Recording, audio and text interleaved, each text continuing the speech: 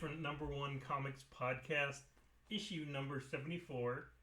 Because comics have issues, so why shouldn't we? And so do we, Bob. So do we. I mean, we always have issues. That's the older you get, the more issues you have. Hey, you damn kids, get off my lawn. As he's shaking his fist, but of course nobody can see it. No, true. I'm your co-host, Bob. With me is my co-host with the most, Dan. Say hey, Dan. Hey, that's me. I'm Dan. What's happening? Dynamite. Yeah. Well, we need some good catchphrases, right? Dynamite. Yeah. We are a weekly comic book podcast where we take a brand new number one issue, give it a deep dive, review the beats, review the art, review the story, review whatever we feel like. Check for a watermark. Check for a watermark. Check for water damage. Yeah, exactly. Whatever you want. Check for spine ticks. Oh, yeah. Good one. And this week, we will be covering the all-new number one. Bob, this is from DC Comics in association with DC's, I don't know what you want to call this, imprint. Yeah, Elseworlds imprint. Batman Gotham by Gaslight, the Kryptonian Age, number one. Yes, the direct sequel to Gotham by Gaslight. It just took... What was that? 1989? Yeah, just a few years, right? Yeah, it took how many years? Yeah, I'm not trying to do the math on that one, but yeah, quite a while. It's not that much younger than we are. Yeah, true. We also talk about comic news when there is any comic news. When James Gunn doesn't take it all. He tried, but we have some news. And we talk about comics that are coming out this week and are also coming out next week. We sure do. We talk about a whole bunch of comics because that's why you're here, to listen to us talk about comics. On a comics podcast. That's revolutionary. It's a novel idea, Bob. It we really talk is. Comics on this comic podcast. Let's take a quick break and then we're going to talk some comic book news. Hey, we are back with the all-new, all-different number one comics podcast, issue number 74. I almost said episode, Bob. I was this close. I didn't do it. I looked into your eyes. I saw the disappointment, and I changed really quick. You saw the wrath. And... Right. You're like, don't do it. Don't you say it. Well, Bob, it's comic book news time, and as you know, we're kind of in that lull. There's not a whole bunch to talk about, but there are a few things here and there. One of the first things I want to talk about is probably the biggest piece of news, and I want to gauge your reaction. I know you already know this news, but I just want to see how this is affecting you. Bob, we lost the director to Blade again. We lost, and I don't know this guy's name, Yann Demange. I don't know. I'm not sure how you're supposed to say it, but he was our director, and now he is not. We have no announcement of who's taking his place. If someone is taking his place, what's going on here? What the hell is going on with Blade? Why is it so cursed? Okay, and this is vexing me to no end because they announced the Blade movie 5 years ago. Yeah, it's crazy. Why? What is going on? I'm scared that there's something so bad in the script, or maybe they just want so much control, or I'm not sure. I know the whole thing with the writer's strike, but I mean that shouldn't affect a movie for 5 years. They've been through 2 directors already, multiple writers, and I know they've come out and said that. They did the whole quality over quantity, and they want to get it right. Yep. But it's now getting to the point of, is this just going to be in developmental hell? Yeah. Is it ever going to see the light of day? No pun intended. I'm going to say that it's not coming out. I don't think we're going to get a Blade movie, just like I don't think we're going to get that Spawn movie, that Todd McFarlane, Jamie Foxx Spawn movie that's supposed to happen. I don't think either of these projects are going to happen. So do you think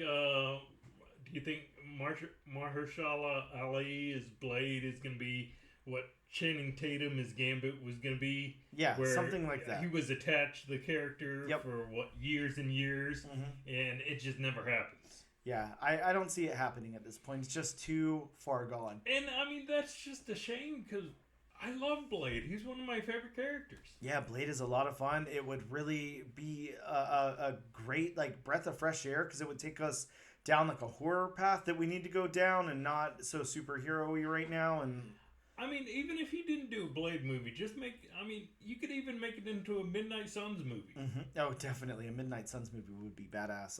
Especially considering that latest Midnight Suns Blood Hunt tie-in.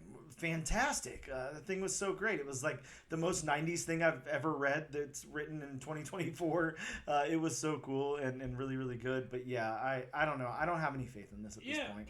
Plus I would like to see Wesley Snipes return. Yes, likewise. I mean, even though he is rumored for the new Deadpool and Wolverine movie, but then again, everybody is rumored for the Deadpool and Wolverine movie. That's the question, Bob. They've come out and said that Taylor Swift is definitely not in the movie as Dazzler. Do you still buy that? Is there a chance? As much chance as Andrew Garfield isn't in the third Spider-Man movie. Because how long did he and Tobey Maguire deny that they were in the movie? Absolutely. Like, we're not in it. It's not happening. I mean, I'm not 100% guaranteeing, but I am pretty much guaranteeing that either Taylor Swift or Blake Lively will play Lady Pool. Oh yeah, that'd be great. I can almost guarantee one of those two. My money is more on Blake Lively. I could definitely see that. Yes. That would work out very well. I think that would be perfect. Yeah, it sure would. Huh. Well, next up in news, Bob, Blue Beetle getting an animated series, and it's a sequel to the live-action movie that nobody saw. So, I don't know. I'm not sure what the reasoning for that is. I don't know. DC's doing whatever they do. Speaking of DC, and this is another piece of news. This is like sad news again. A couple of weeks ago, we had to announce the passing of Tim Vo from Lords of the Long Box. Well, now Comicstorian has passed away. Which I don't know if you watched Comicstorian. Comicstorian. I can't pronounce that, but or say it correctly. But Comics Historian, basically on YouTube. Great channel, amazing channel. As a dude, and he like explained events and stuff like that. Explained like different comics and everything. Really cool. Really great series. I think he had like 3 million subscribers and stuff. Anyway, he was 40 years old. He passed away. He was in like a bad accident. Something happened. But his wife is going to be taking over the channel and continuing it, which is really cool. That's awesome. The reason I tie that into DC, his last video just posted like a week ago or a few days ago or something, was about why the DCU reboot is going to be like very successful and all this. I haven't checked it out yet, but I plan on checking it out. But I don't know if I necessarily agree with him on that, but whatever. But yeah, we lost. Yeah, a big loss to the community again. Really sucks. Bob, we of course, Teenage Mutant Ninja Turtles. We talked about before. We know Jason Aaron's taking over the title for IDW, doing like a reboot on this series. We had Teenage Mutant Ninja Turtles Alpha, I think last week or maybe the week before, that kind of like did like a little preview of what's to come. And Teenage Mutant Ninja Turtles #1 right now in pre-orders is up to 300,000 copies. Oh, wow. Yeah. So, man, there's going to be plenty of copies of this thing out there. Yeah, there definitely will. But it's looking good, Jason Aaron, of course, a really great writer. Got some really great art on the book. I'm really stoked about it, especially, how these like 80s, 90s franchises are translating over to comics lately, with Thundercats and, of course, the Energon stuff and everything. Speaking of, this is completely off topic. We can go over this whenever we go over books. Okay. But did you happen to read Space Ghost issue 2 yet? I did. Wow. I did. Wow, that was good. Damn, that was so much. It was just as good as the first. Yeah, it was good. I mean, I love how they're already started. David Pepose is already injecting some of that backstory mystery and everything. Really, really cool. And then building up the team. Yeah, really awesome. Yeah, which is nice because, I mean, not being a real big Space Ghost fan, I had no idea he even had a backstory. Yeah, likewise. I don't think he did. I don't know. Maybe. Well, I mean, you as a listener will just have to check out issue number 2. Oh yeah, do not sleep on Space Ghost. My God, it's good. He's doing a masterful job of writing this story. So yes, yeah, just some insane stuff there. Next up, Bob, this is like a little kind of off the wall. I know you're familiar with Anthony Bourdain. He did the I don't know. I'm trying to think of the name of his television show. It was like Reservations. No Reservations. Okay, yeah, really great show. God, that was such a good show. Oh yeah, he's a really cool guy who tragically passed away way too young. Mm-hmm. But I liked Anthony Bourdain. I mean, of course, I didn't know him personally. Yeah, but I enjoyed Anthony Bourdain. Oh yeah. Really, really cool. But he wrote some comics. I'm trying to think of the one that I read that I really liked. I think it was called Hungry Ghost. Are you familiar with that? You remember that book? No. Really, really cool book. I mean, you know him. Like, his stuff ties into, like, food and all that. Yeah. But, so he wrote a book for DC's Vertigo imprint back in 2012. And it's called Get Jiro. Okay, Jiro. Thank you. Yeah, it was like the pronunciation, won't take me far. But it's getting an animated Adult Swim series, Bob. So that could be really cool. I mean, I haven't checked this book out. I'm just, kind of looking at what's here, listed on Key Collector and everything. Mm-hmm. It looks like a great book. It was a 160-page hardcover graphic novel, and it's futuristic Los Angeles, where master chefs rule the city like crime lords, and people literally kill each other for a seat at the best restaurant. And then a renegade sushi chef arrives in town with revenge on his mind. So, really cool stuff. So, is the Vertigo imprint, is that more of a adult-oriented?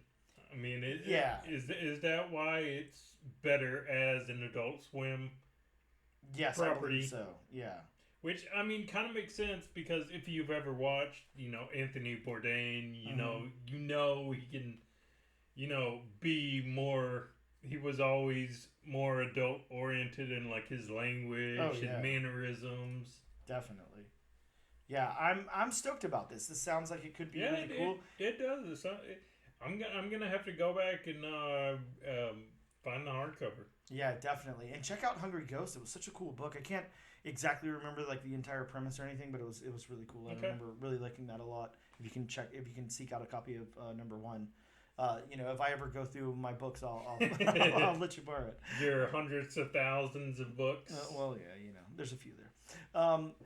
Bob, big news for me. The next thing is huge for me. Just like it's almost like if we talk Transformers or any of that stuff, that's very big for you, or Star Wars. Oh, it's gotta be Jurassic Park. Yeah. Okay. Well, good. I'm glad you knew. I'm glad you knew already.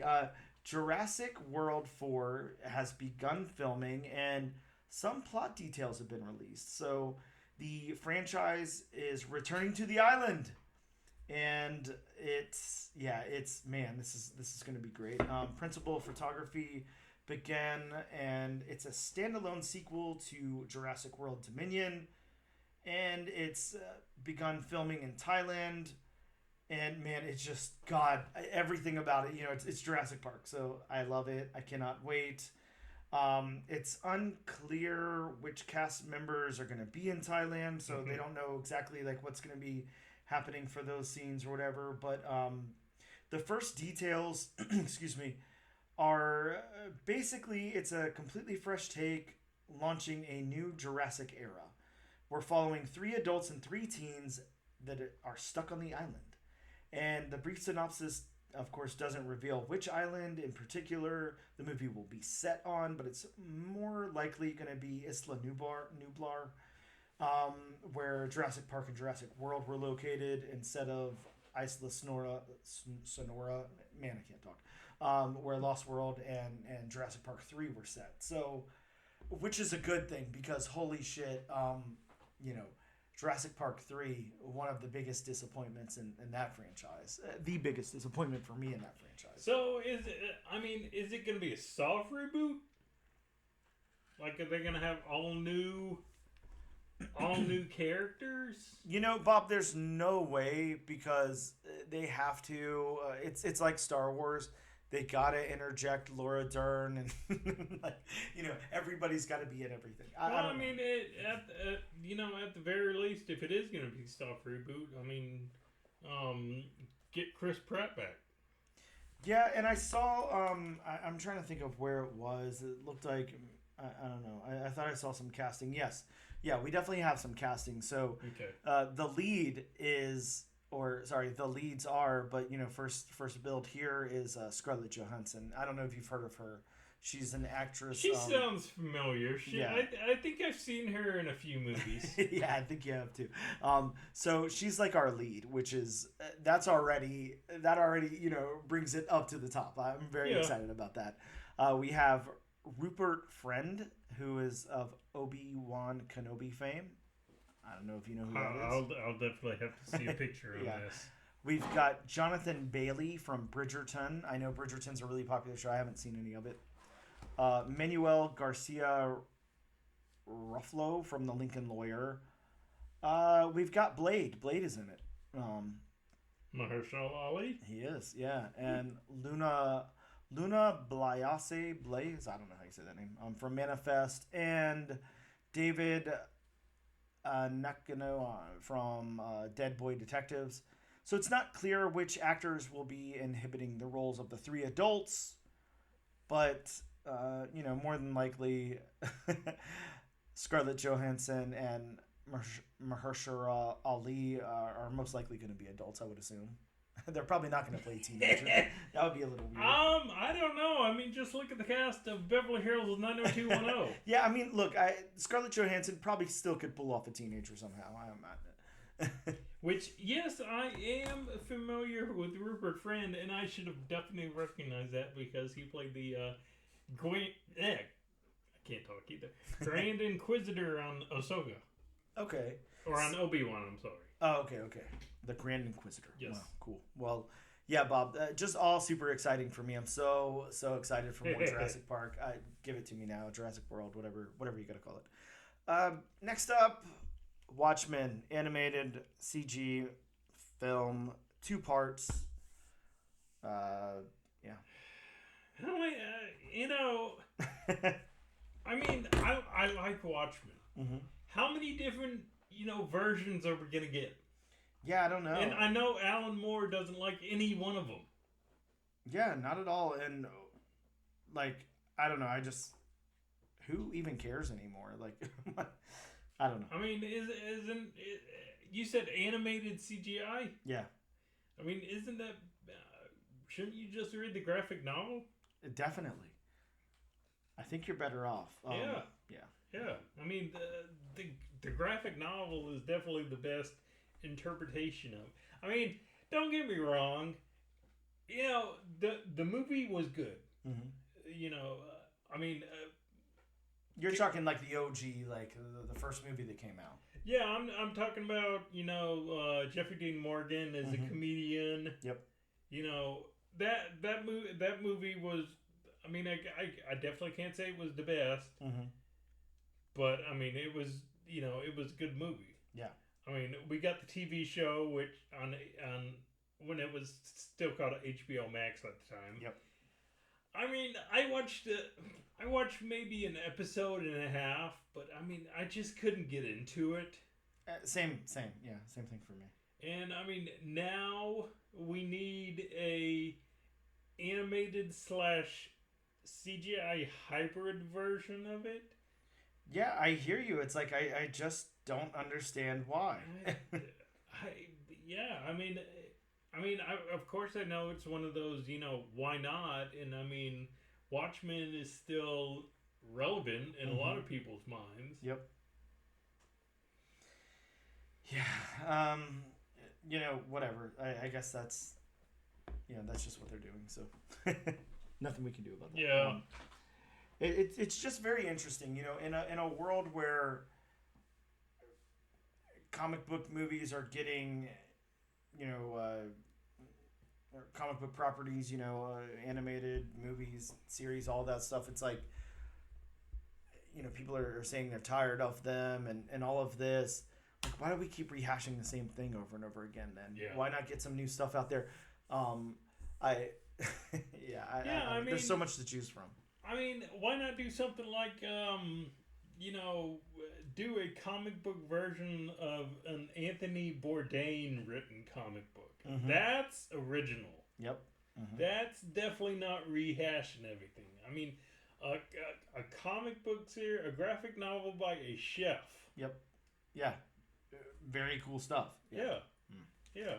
But no, we're getting, Watchmen it's almost teetering on Batman territory. Mm-hmm. Where Batman there's been multiple projects over, and I mean, in a short amount of time. Yeah. I mean, it wasn't that greatly long after,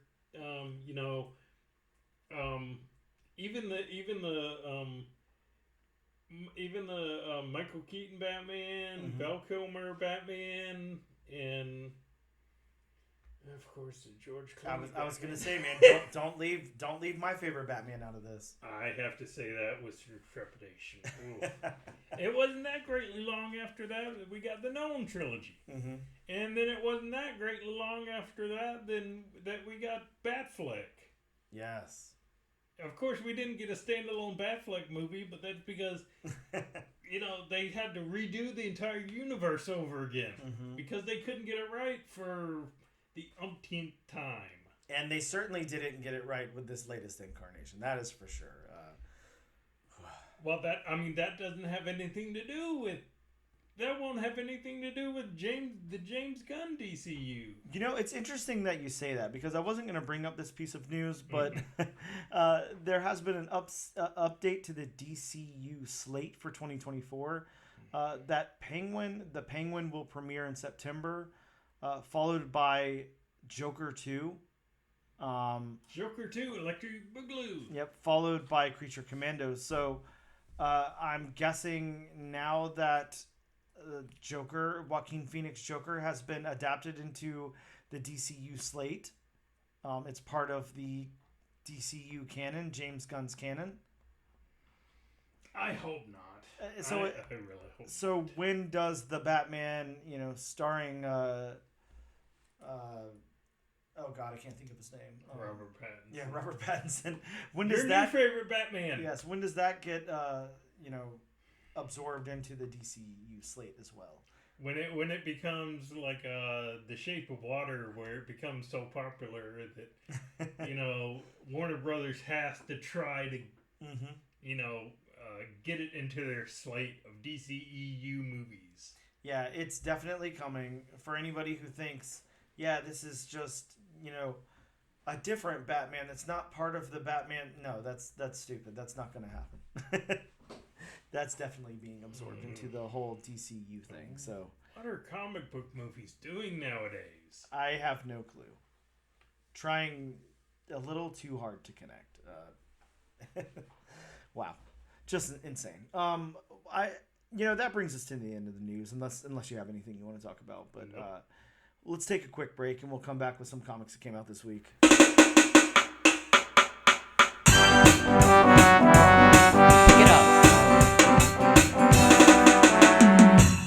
Back with issue number 74 of the all-new, all-different #1 Comics podcast. You almost did it again, didn't you? I know. I thought about it, but I didn't do it. I mean, at least it didn't get past thought about it stage. Yeah, true.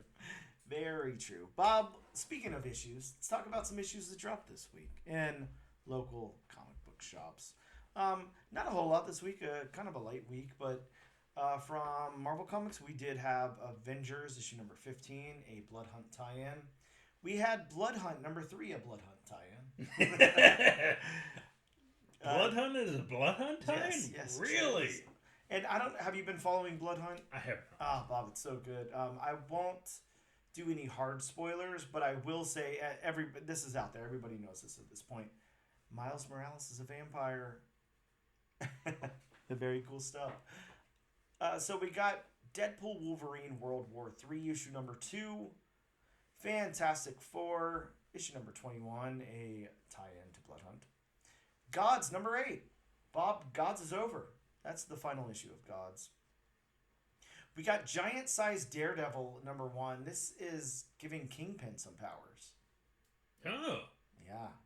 Yeah. Like he needs powers. I know, right? Besides being super strong. Yeah. I don't know what his powers are. I'm hoping that it's something like super goofy. Like, I don't know. I'd like to see him with some He grows gills. yeah. Or like some eye laser beams or something. He's got to fight Cyclops. I don't know. I want to see something a little goofy. I'm hoping it. Yeah. I don't know. I'll have to read it. We got Miles Morales Spider-Man issue 21. Of course, a tie-in there. Scarlet Witch has restarted. So we have issue number 1 of that. We got Spider-Boy issue number 8. Of course, the first Puzzle Man, I think is the name of the character. Something like, which I picked up a really cool Scotty Young variant. Scotty Young is doing multiple covers. I think in the next couple of weeks, actually. He did one for Spider-Boy. He did one for Black Panther. I know we did a couple of others, and I just can't remember which ones they were. Yeah, I saw Marvel, or rather Penguin, sent me a poster, Scotty Young, like little Marvel's poster or something like that. Really, really cool. So, yeah, I saw that they were going to start really kind of pushing covers for Scotty Young again, which is cool. We got Ultimate X-Men issue number 4. I read it. It's awesome. Really cool how Peach Momoko is fleshing out that universe over there. Okay, X-Men Heir of Apocalypse, number 1. So, Krakoa is supposed to be done, but this is a Krakoa thing. So, we're not going to let Krakoa go that easily. I read this next book, X-Men Jubilee Blood Hunt. Oh, yeah. Oh, yeah. I want to talk about it for just a second. I don't normally, but, I just have to say a couple of things about it. Whether you're following Blood Hunt or not, whether you're a huge Jubilee fan or not, which if you're not, why the hell wouldn't you be? But either way, we all know that, Jubilee went through like a long period where she was a vampire in the comics and the X-Men books and everything. So this is cool. This is like, I can't say slice of life, but it almost is. Like, it's the events going on, the vampires are everywhere and they're doing crazy things, and the sun's blocked out and all of that stuff. But Jubilee is kind of like sifting through the wreckage, and like finding like packs of vampires who are like preying on people and like rescuing them. So she finds this girl and she finds her like right as she's getting turned. So she can't stop her from being turned, but she can stop her from, feeding on humans, feeding on human blood. So she teaches her like her ways, of what she did when she was a vampire, and so she doesn't turn to one of those vampires and everything. It's such a cool story. I really liked it a lot. It's a one shot, but it's done really, really well, and the art's really cool. I definitely suggest everybody check that out. It's just like it's almost like. Do you ever think? So she's the Harriet Tubman of vampires. yeah, kind of. But do you ever have the thought of, when these big events are going on, like in Marvel or DC or anything, like they're so huge and there's so much going on and all the characters are wrapped up in it and everything. But like, in the event books and in like the tie-ins and everything, of course we're getting to see like action. It's all action. It's all like big fights. It's all things like that. Like, who can we pit against who and everything? Like, do you ever wonder like what's happening like on the sidelines? Like what's going on? I do. Because there's so many characters and everybody's not there fighting. It's not all like an Infinity War like Endgame battle. What is this character doing? Yeah. Who's doing crowd control? Oh, exactly. Daredevil's doing crowd control. Yeah, it's really cool. I really liked it a lot. I thought it was a lot of fun. So I definitely suggest people read that. We got Incredible Hulk 13. And over to Image Comics, Geiger issue number 3 dropped. Bob, there is a new volume of Plastic. If you remember Plastic, the weird like serial killer comic that came out, I want to say it was probably like 2017 or so. We got a new volume. It's Plastic, Death and Dolls. Issue number 1 dropped. We got Remote Space number 1, Rafters number 1, which is right here. It's a Brian Posehn book. It looks very interesting. Rafters. Yeah. And Transformers number 9 dropped, as well as the Deviant issue 6. Have you read Transformers 9 yet? No, I haven't. Me either. Yeah, I haven't read it yet. From Boom Studios, we got Lawful number 1. You know, the Greg Pak book that we talked about. Man, I am telling you, like, when I tell you this is, like, such a cool concept and such a good book, and it's executed so well, and the art's really, really good. Like, I am almost kind of pissed that we didn't land on this one for the review because I just want to talk about it so much. But it's a really cool book. I highly suggest people seek that out and check it out. We got Crocodile Black issue 2. I didn't bother, but you know, whatever. From Dynamite, Thundercats has dropped. Thundercats 5. Bob from Archie Comics, your favorite publisher of all time. We got Wicked Trinity 1. It's a one-shot over there in the Archie universe. You guys can't see Bob's look, but there's definitely a look there. From Dark Horse Comics, Zach Thompson, Into the Unbeing number 1. Bob from IDW. Now here's one I'm gonna say I'm kind of sad about. I try usually not to like pull back the curtain on the podcast, but I had an interview set up forever with the creator of this IDW book, and it's Godzilla Skate or Die. We had it set up and we were like good to go, and like 5 minutes before I sent him the link to record the interview, he's in Australia and something happened. There was like a power surge and his power went out. Oh. So he, you know, messaged me and he was like, "Hey, I'm really sorry. You know, I can do the interview, but it's going to be through my phone. The quality's going to be bad. Like, you want to just reschedule?" And sadly, we weren't able to make that reschedule happen yet. So I was really stoked about this interview because it just sounded so cool. Yeah, but I mean, especially if he's in Australia. Oh yeah, well you already know setting up the time is so hard. I was gonna say logistically, that's a really tough. Yeah, it's a nightmare. That's really tough to do. So I don't have an interview for you guys to check out on that one, but go check out his book because Godzilla Skate or Die. I mean, come on, that's awesome. Some really cool artwork too. From Mad Cave, Dick Tracy issue number 2 came out. Again, I didn't bother, but I don't think you did either. No. And lastly, from Critical Entertainment, you know, we talked to Chris Retta a little while ago about the First Americans. Well, the First Americans issue 2 dropped. So yeah, issue number 2 of that's out there this week. So check that out. We'll take a quick break and we're going to come back with the main attraction, Batman Gotham by Gaslight, the Kryptonian Age.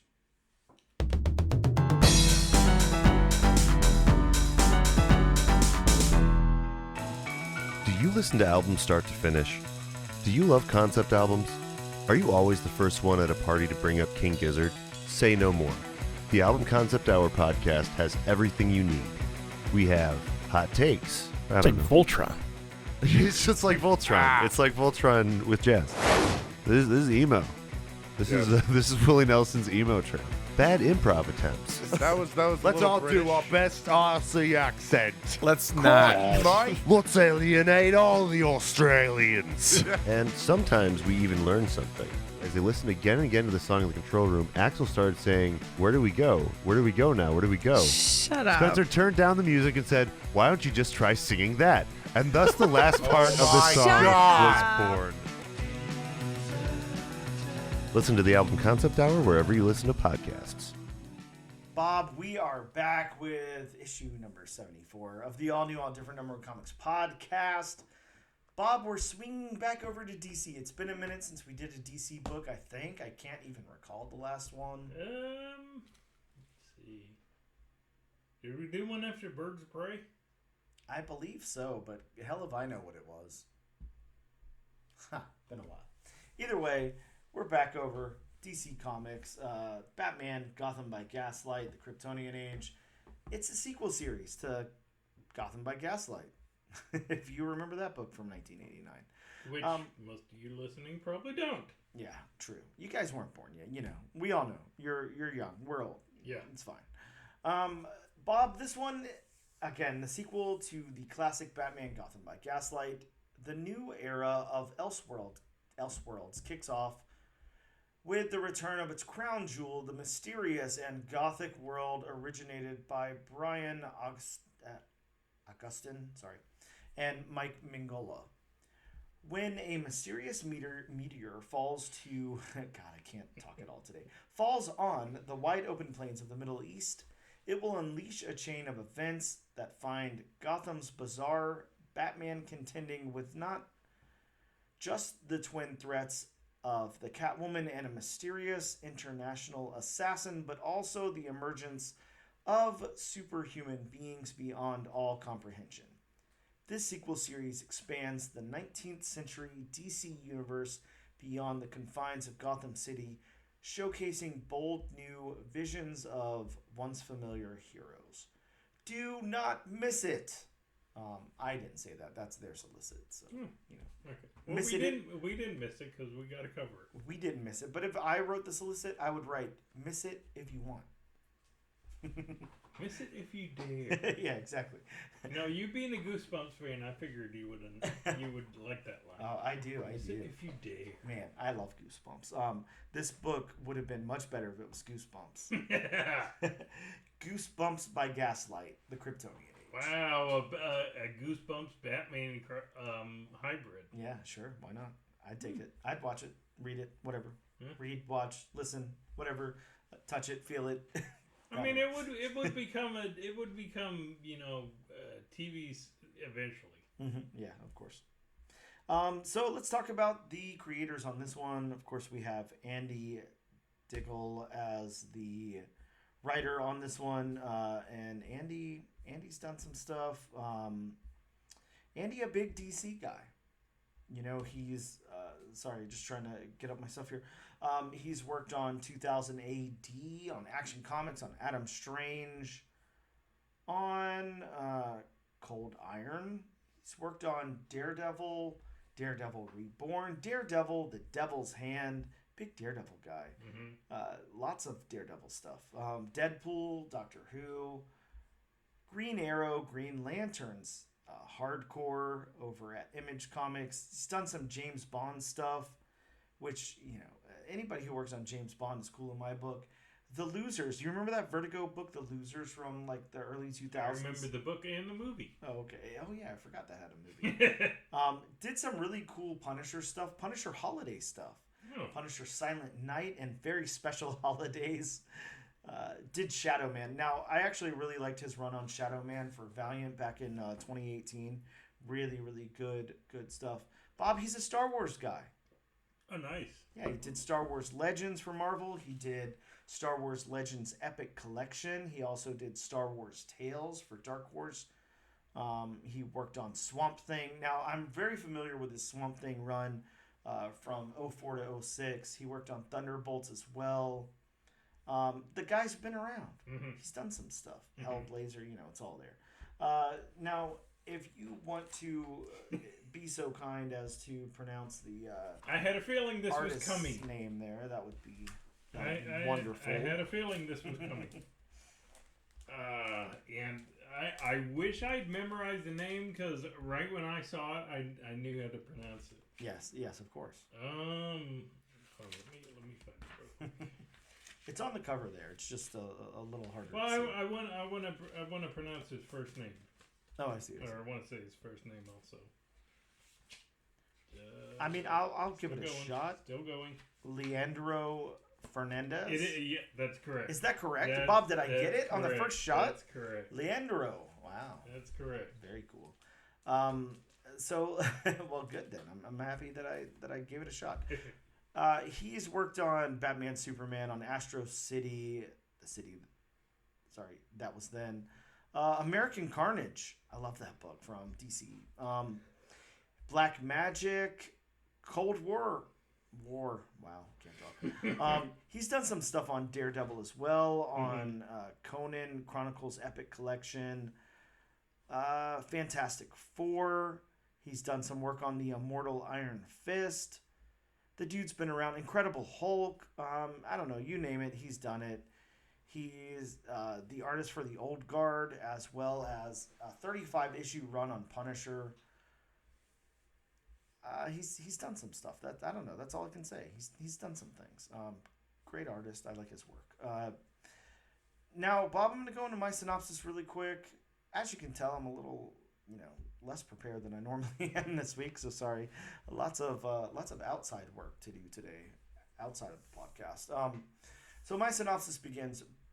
Batman Gotham by Gaslight, the Kryptonian Age, opens with everyone's favorite Ma and Pa Kent on the Kansa tribal territory in 1860. Now, Bob, are you familiar with the Kansa tribal territory? I didn't know what this was. It is a real thing, but... I'm familiar with it. I mean, I can't say, I like history, but I can't say I'm totally familiar with it, but it's... I don't want to say it's like the whole Trail of Tears kind of thing, but I know it's, like Indian territory, across Kansas, across the plains. Okay, very cool. So it begins there in 1860 when a meteor crash lands close by. The pair run up to see a triangular green space rock. Flash over to Gotham City in 1893. Selina Kyle heads to the Gotham Museum opening gala for the Kryptonian Age.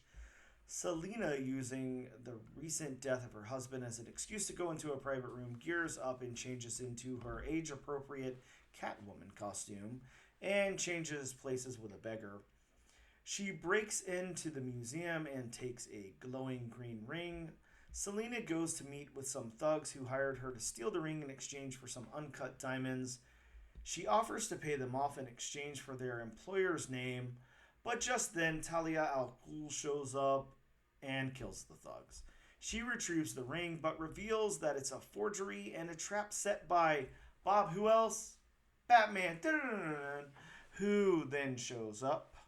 Talia and Batman fight as Talia reiterates that she must find Jong-il's power ring. Talia gets the best of Batman as the book ends. So, let's get into the story and art on this thing. Bob, the beats of this. How did you feel this worked in a beat sense? I mean, the beats, flowed once you got past, the,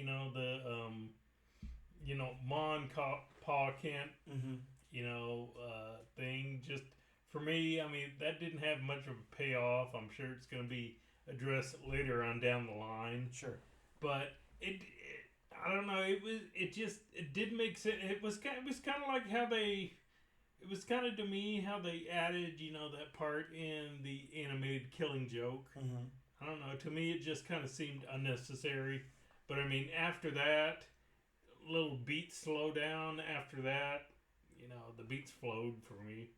Yeah, and I get why they did it. Of course, they want to interject some DC continuity or whatever, rewrite some of DC history in here so we are familiar with the characters.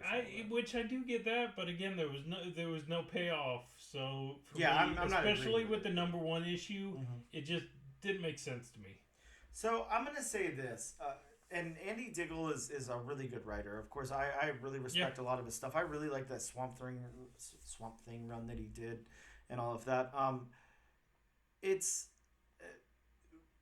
It's like we spend too much time on certain things in this book. Like you said, that beginning with Mom, Pa Kent. I think we spent a little too much time on that. Yeah, we spend too much time there. The setup for Selina Kyle just seemed really long for no reason, to tell you the truth. Like, we get it. It's Catwoman in the, in that age. I don't know. I felt like it slowed it down a lot.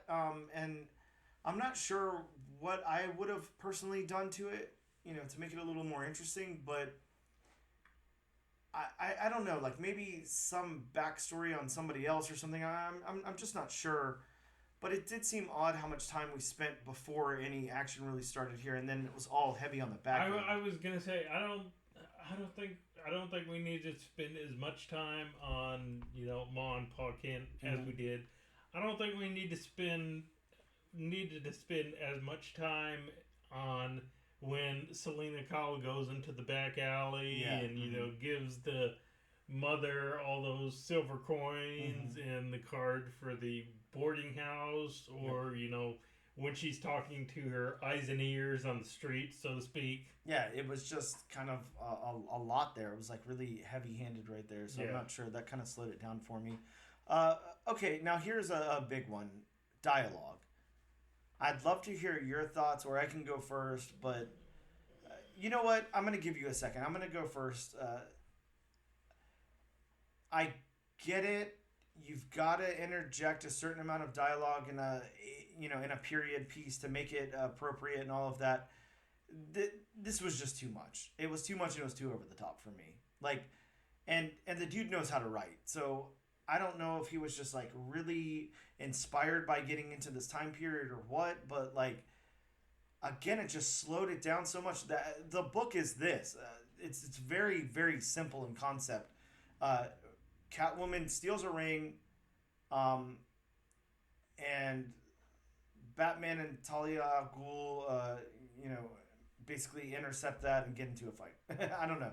It's very simple. It's the same. It's the same thing that's always been done with the Batman Talia al Ghul relationship. Mm-hmm. My first takeaway. He had to have a thesaurus right beside him when he was writing this dialogue. Yeah. And I mean, I couldn't retain very much. It's like I had to skip over a lot of it because I'm like, is this important? No. Yeah, I mean, I'm an English and grammar person. You know that. Mm-hmm. But even that was like, oh my God, this is too much. Yeah, it was a lot. He was using some of the hardest words I've read. Mm-hmm, mm-hmm. And, it wasn't just interjected in dialogue. It was like one, long word after another long word. It got to the point where it's like, okay, this is taking me a little longer to read because I have to enunciate each word slowly so I don't mess up. Yeah, it was, I don't know, it was just a little much. And I get it, like getting us into the period and all of that, but I don't know, it just seemed like we could have done some more of that with art. Yeah, less is more. Mm-hmm. Less is more. Definitely. So the narrative of this book then, I would say, I don't know. Narratively, it's just it's a heist book. To me, that's what it boils down to. Mm-hmm. It's pretty straightforward. He tries to use excuse me, sorry. He tries to weave in and out there to make it go some different ways or whatever. But narratively, it's actually pretty straightforward. Mm-hmm. I think narratively it works. I don't have really any problems with it. No. It just kind of zigs and zags a little bit, I guess. To me, narratively, it's just a straight up Batman book. Again, like I said, the relationship with Batman and Talia al Ghul. It's been done so many times. It works. Sprinkling Selena Kyle doing what Selena Kyle does. Mm-hmm. Yeah. Now, this has probably got to be the most important one for this book, mm-hmm. the world building. How do you feel that this, in the writing at least, and we'll do the art separately, but how do you feel like this world was fleshed out? I do think throughout the dialogue that the world was fleshed out well because, it's supposed to take place in the Victorian era mm-hmm. Gotham with the dialogue that they use, it does build the world mm-hmm. of a Victorian era Gotham, Yep. It has the proper grammar. It has the high grammar, I guess you would say. Yep. Lords and ladies and, announcing people and, mm-hmm. All that. So all the proper stuff you got to do. Yeah, I think the world building through the dialogue, I think he did a good job doing that. Mm-hmm. I just wish I just wish he would have lessened up on the dialogue a little bit. Well, I always stand by that. Less dialogue is better for me always. But especially in this book. Yeah, it was heavy. I would say, the world was fleshed out nicely. It was that part of it. The world building was done really well. I feel like the communication between Andy and our illustrator here, was Leandro. Sorry, was pretty effective. And I would say that the world building, was also pretty effective. Mm-hmm. Now, I don't like to do this. I don't want to really pit it against, Gotham by Gaslight, but it is a sequel series. Right. So I feel like I could take a little bit of liberty and do that. I feel like it's not, quite to that level of fleshing that world out. It's definitely not as strong as that. But then again, I mean, Gotham by Gaslight, wasn't that a graphic novel? Mm-hmm. And this was the first issue of what's going to be an ongoing series. Sure. So, yeah. I mean, can it get to that level? Yeah, definitely. Yes. Yeah. After the first issue, no, it's not to that level. Yeah. Yeah, completely agree. But, yeah, either way, I think the world building definitely works here. Mm-hmm. I definitely like it, and I think it was done well. Over to the art then. Let's talk about the character art here. Of course, we have Catwoman. We've got Ma and Pa Kent. We've got some people we're pretty familiar with. We got Batman. We got Talia al Ghul. How did you feel that Leandro executed on the character art? I think Leandro, as in his art style in this book as a whole, I think he did a really good job of doing an homage to the original Gotham by Gaslight, without outright ripping it off. Mm-hmm. Well, yeah, and Mike Mignola, it's like he's got a very distinct style, and yeah, I like how he's kind of doing his own thing here. I like how it's not, the exact same thing, and he's taking some liberties. But he is, putting us in that world, in that time period, in the late 1800s and everything. So, yeah, I think that was pretty successful. Whenever we go into things like, I think this part's going to be much easier, the backgrounds. Of course, as always, we've got your background test. It's very important that it's got to pass. So, how did you feel about the backgrounds? I mean, this isn't as I'm big on polished backgrounds, yes, and you are. backgrounds that I can make out, but I'm also big into backgrounds that fit the tone of the book, the tone and style of the book, and I think, there are panels. Of course, I've got it open to the 2-page spread of when, Selena Kyle first goes into the party. There are a couple of panels. There are a few too many panels with just one solid background color. I'm not a greatly big fan of that. There are ones with multiple characters and it's still one background color. I would have liked to see, more of the inside of the buildings and whatnot. But I definitely think, for the most part, this art and the backgrounds definitely fit this, tone of book. Being the Victorian era, being, Gotham, which we know Gotham is in exactly, the most pristine, brightest of cities. Yeah, and especially in the especially a Victorian era themed Gotham. It wouldn't be perfect. It would be a little more drab. It would be a little more dank and dark.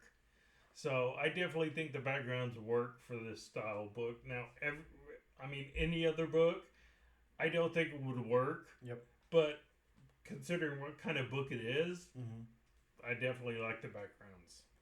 And I'm with you. Like, I like the backgrounds. I think that they're done well. And this is probably just like a little critique or whatever, but I think it could have used like a tiny bit more grittiness. There's a lot of detail packed into the backgrounds that are there, so I don't want to harp on it too much, but I don't know. I felt like I could have gotten like a little bit more grittiness, maybe some like rats walking around, something. I I felt like it could have been like a little bit, like grittier, dirtier.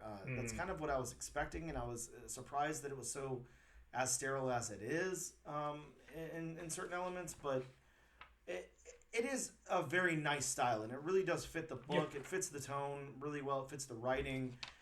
That's just my personal opinion. I would have liked to see a little bit more grit on this. Maybe throw the book on the dirt. Step on it a couple of times, and then we'd be there. But it is nice art. So the locations, then we've got quite a few locations in this book. We kind of run around Gotham in the relative time period. Of course, we start off on the Kanza Trail, and then we get into like kind of the alleyways and everything. We get into the gala opening, and then we've got the area where Catwoman meets up with the thugs, and then Talia and Batman fight. I think they're on a train at one point. They're on a train. They do that very stereotypical fight on top of a moving train thing, which is cool. I'm fine. Always got to have a moving vehicle fight. Yeah, especially in that time period. Yeah. Definitely need one there. Yeah. But yeah, I think the locations worked fine. I like them, and it kind of spans Gotham. I'm cool with that. I think that that's good for the first issue. Definitely let us explore some of this, much like its predecessor did. And yeah, I think it worked nicely. I don't know, if you have any separate thoughts on the locations, feel free to chime in. No. All right, well then, lastly, of course, we got to talk about the colors in this thing. We do have a colorist, Dave Stewart. I can say that name, so. Dave Stewart on colors here. Bob, what'd you think about the colors? I like the colors. Yeah. I mean, it definitely gives off that, Victorian era, later age. Lots of shadows, gray, muted colors. Yep. So I like the colors in this book. Yeah, I'm with you. I think the colors kind of made it for me. I would expect any colorist to use the correct palette on this book. I think that shouldn't be too hard. But I don't know. There's like some good nuance in it that I can't quite place, but it works really, really well. I like how a lot of it's colored in the shadows, and we have a lot of dark colors going on and everything. But it's just the way that it's illustrated and then colored here just works really well with one another. I like it a lot. I think it really fits the tone of the book. And with that being said, let's get into our final thoughts on it, and if we suggest moving on to issue number 2 or not. Bob, I'm going to let you go first. Well, of course, if you're a fan by Gotham by Gaslight, then I would suggest checking this book out. I'm going to move on to issue 2 personally myself, but I tell you now, if the dialogue in issue 2 is as complicated as it was in this issue, there will not be a 3rd issue in my future. Yeah, this thing is like reading a book. It really is. It There's really a is. lot Which I mean, as we know, as any comic book reader knows, I mean, words can slow a book down to a slog.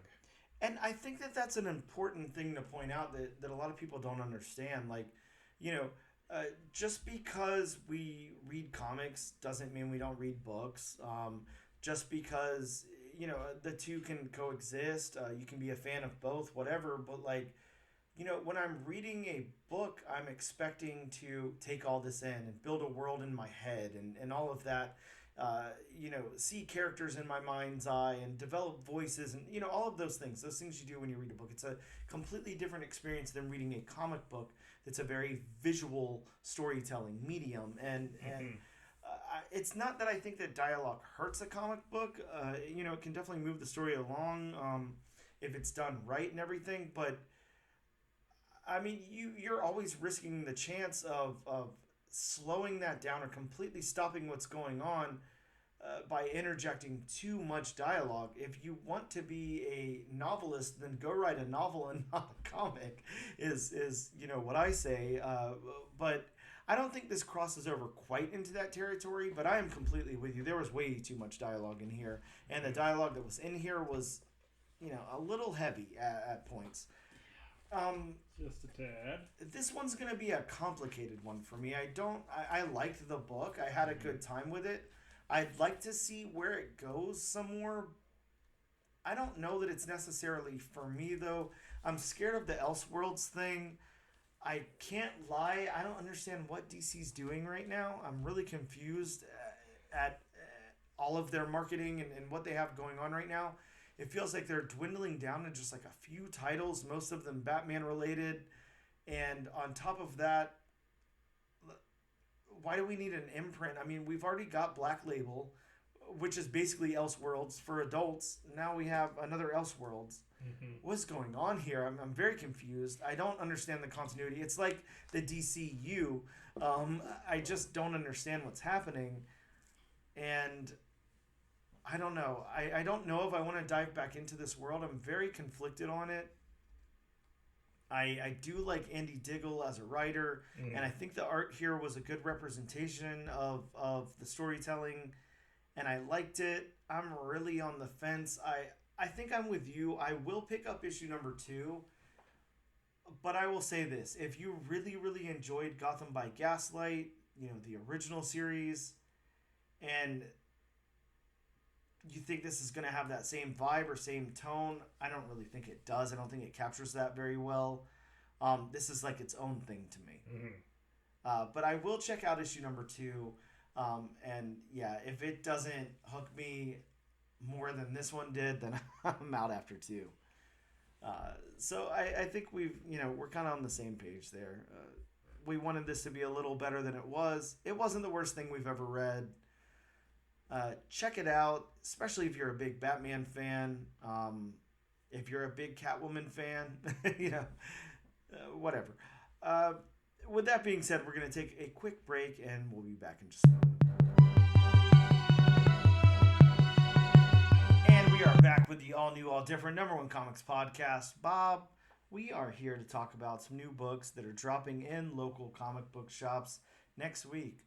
Yes. But of course, as always, before we do that, we have a very, very important announcement to make. It's disclaimer time. Welcome to disclaimer time. Gather around the TV for disclaimer time. Put on your favorite blanket and eat some Cheerios. It's disclaimer time with Bob. I mean, I like Frosted Flakes. Oh, okay. That was my cereal growing up. Shit.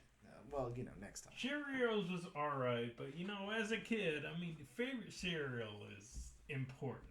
Look, I'm just saying, man. Cheerios, you chop up some bananas and throw it in there. Ooh, I'm not gonna lie.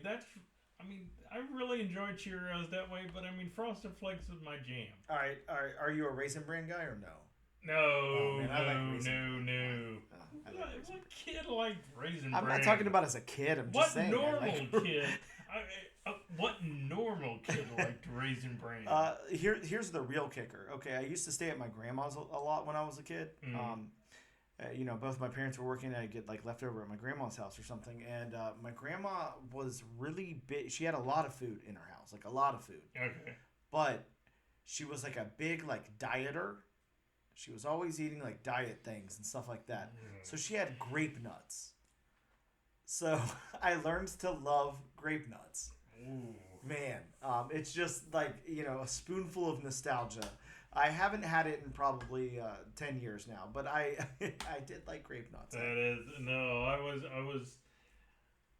was either Frosted Flakes, Fruit Loops, Cocoa Krispies. Oh man, Cocoa Krispies were good. I'll give you that. I love Cocoa Krispies.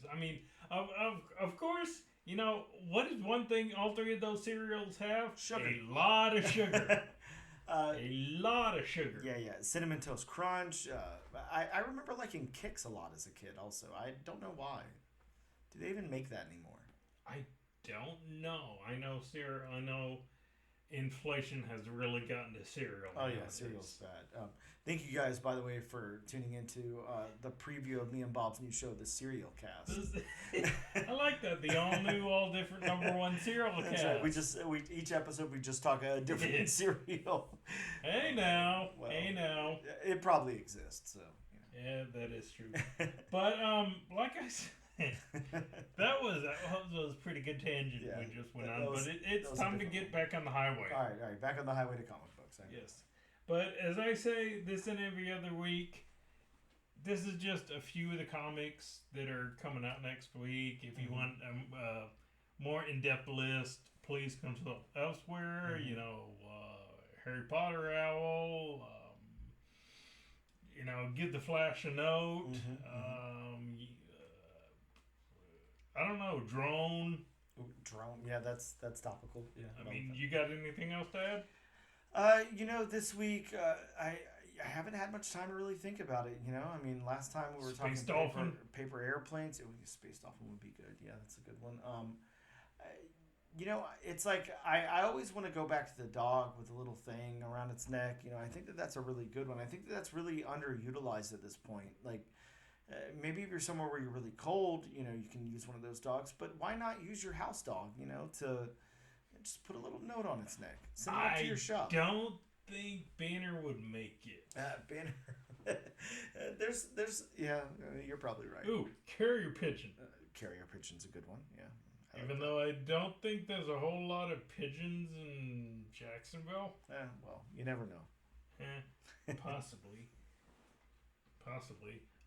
Or you can just call your local comic shop, as you know, we in Jacksonville, Florida could do if we called Ben at Gotham City Limits. You know, sure.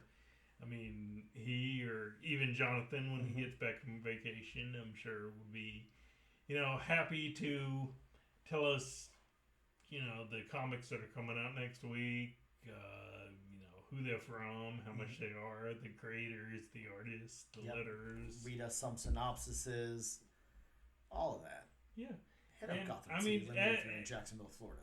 As I always say, a please and a thank you go a long way in this world. They sure as hell That's do. the lost art. Please and thank you, Bob. Yeah. I mean, please and thank you. Welcome back to the Manners Cast. I mean, we just talked about cereal. It's true.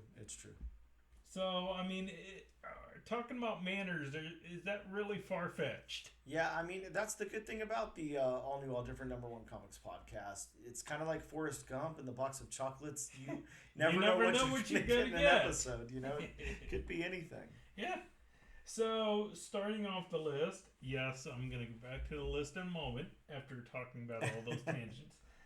Starting off the list from Marvel, we have Venomverse Reborn #1. Yes, the return of the Venomverse. And this one's got a first appearance of alternate reality Venom characters. I just kind of expect everything they did, every character they had in Deadpool, but with Venom. Yeah, exactly. Like I expect like a Panda Venom, you know. Of course, we all know about the T-Rex Venom. Yeah, I'm looking at the T-Rex Venom on the cover right now. Yeah.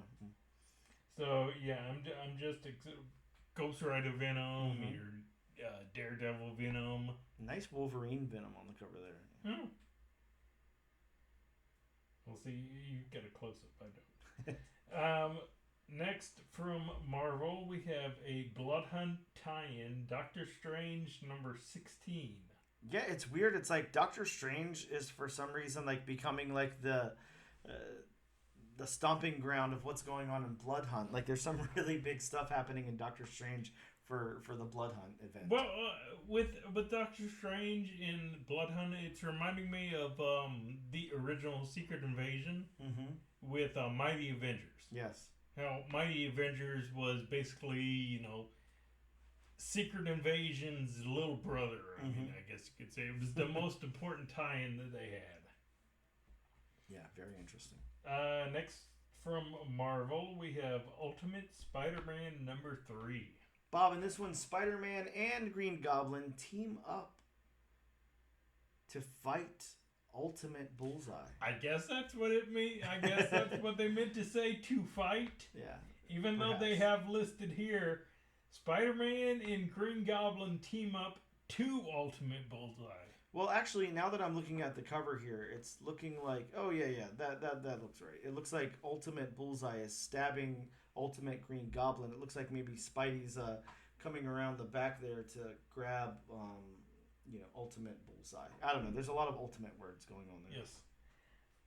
Going to Image, we have Misery #1. Yeah, this is a 4-issue limited series based on Misery, the daughter of Spawn's ex-wife. I hope that's not what they named the child. That's all I can say. Okay. Originally, when I just read the title, I thought it was based off of the Kathy Bates James Caan movie. Oh man, I wish. That'd be a great. So we get to see that boarding scene all over again. Oh god, yeah, that would be very interesting. One of the worst scenes in movie history. If you've never seen, spoiler alert, if you've never seen it. Yeah. Next up, going back to Marvel, we have Uncle Scrooge, Infinity Dime #1. Yeah, so let's talk about this one, Bob. Let's unpack this for a second. Of course, we don't know exactly what's going on here other than, the little thing, the little blurb that they give us. But when Uncle Scrooge's money bin gets stolen, he must undertake a quest alongside other versions of himself. So I guess that's where the Infinity Dime aspect of it's coming from. But wow, this is interesting comic for Marvel to come out with. Jason Aaron is writing it. Yes. So, man, Jason Aaron is like juggling so much stuff right now. Just really, really interesting. He's trying to start this whole Turtles verse, but he has time to write Uncle Scrooge in the Infinity So we're Dime. basically going to see alternate versions of Uncle Scrooge. Mm-hmm. So we're going to see a Uncle Scrooge who is poor. Yeah, I guess so. Wow. Yeah, and I would like to read the whole synopsis of it because it's just that for the first time ever, Marvel and Disney team up to bring you the story of the century. It's the story you never expected, and that is true. One of the greatest characters in the history of comics leaps into his most epic adventure yet in this manner only Marvel can deliver. When Uncle Scrooge's fabled money bin gets stolen by a shocking culprit, the world's toughest duck must undertake a quest unlike any other, alongside a surprising array of allies, other versions of himself. An oversized special from Marvel mainstay writer Jason Aaron and I don't know that word, of celebrated Scrooge artist, also representing the classic Christmas on Bear Mountain, the first appearance of Scrooge McDuck and the legendary Disney Comics creator Carl Barks. Wow, just, I don't know. I don't know what's going on there. Sounds super interesting, though. I think I'm going to have to pick this up. Oh, yeah. Yeah, for sure. This is a must pick up. Yes. And this list is Marvel heavy this week. Oh, yeah. Rounding out the list from Marvel, we have Amazing Spider-Man #52. Yeah, part 2 of that Goblin story. And some other books of note that are dropping this week. We have from Dynamite Comics, Elvira Meets H.P. Lovecraft, issue #5. I think this might be the final issue. Final issue, yes. Yeah, okay, final one. There. Man, I such know, a I'm surprise. disappointed. Speaking of surprises, books that shouldn't have been good, that were fantastic. Yes, really yes, cool. yes. We've got Batman 149. I don't know, this doesn't make it to the key collector list, which is interesting, but it's being solicited as like the Batman book that everybody wanted. It's finally going to do something. So I don't know what's going on there, but apparently they're promising that something really big is going to happen. We get Wonder Woman 10. Of course, Wonder Woman, really good book right now. From Image Comics, Bob, we're getting another shot at the Energon universe. Destro #1. We've got Feral issue #4. I don't know if you've been following Feral. Oh, yeah. God, it's insane. Yeah, I'm stoked to see where that goes. We've got Self-Help issue #1 and Spawn 354.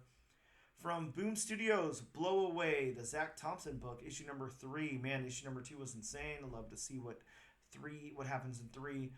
We've got I Heart Skull Crusher issue 4, The Displaced issue 5. Bob, The Displaced.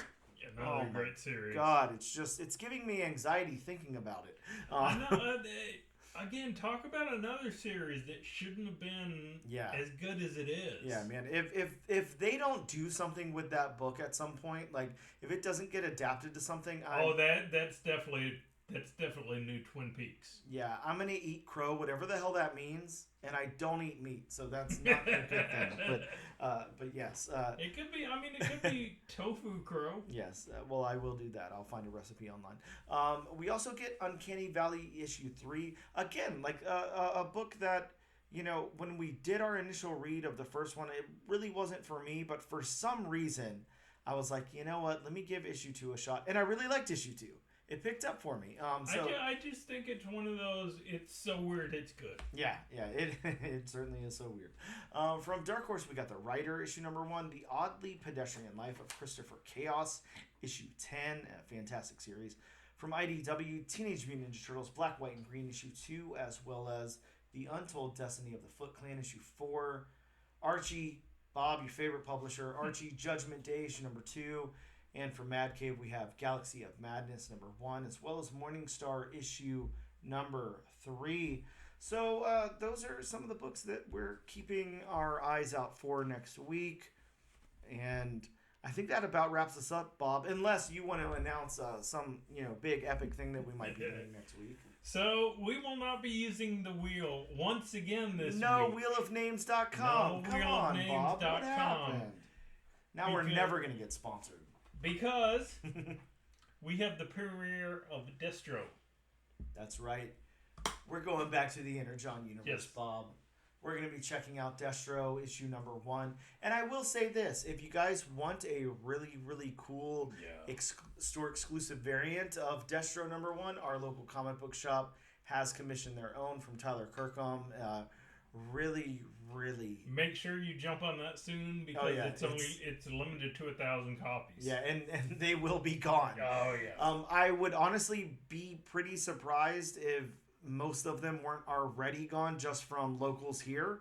But yeah, hop on their website. That's Gotham City Limit in Jacksonville, Florida. And I mean, sorry, I don't have their website in front of me, but I'm sure it's like a .com. Just Google it or whatever. It's .com. Yeah. But you are going to want a copy of that. So, pick that up. That way you guys can follow along with us whenever we go over the issue. But we will be doing that one next week. And that about wraps us up. Thank you so much for checking us out. As always, use our hashtag #AllNewAllDifferentNation to be entered in our weekly giveaway to win a copy of the book that we have covered this week. All you got to do is use that hashtag #AllNewAllDifferentNation. Check us out on Instagram at ANAD_1Comics Podcast, on Twitter or X at ANADNOComicPod, and on TikTok at ANAD1Comics Pod. You can also check us out on YouTube under the Comic Book channel. Thank you guys so much for tuning in, and we will see you next week.